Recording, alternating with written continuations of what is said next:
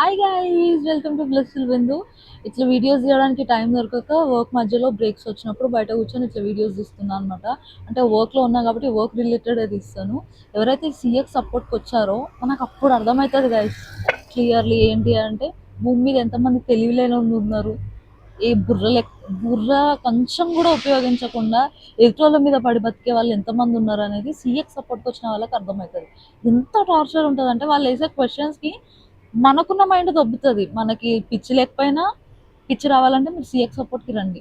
At least చాట్లోనన్నా మనకు కొంచెం time దొరుకుతుంది వాళ్ళకి ఆన్సర్ ఇవ్వడానికి, మనం ఎత్తుక్కొని అది ఇదని.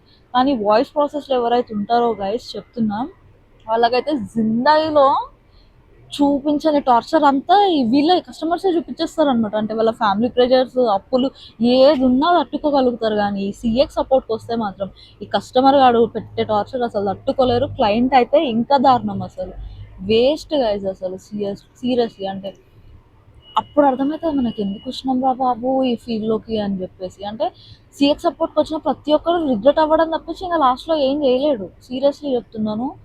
ఇది కాకుండా ఇంకా ఏ సెక్టార్ ఉన్నా వెళ్ళిపోండి, దీనంత హెక్టిక్ ఇంకా ఏది ఉండదు అనమాట.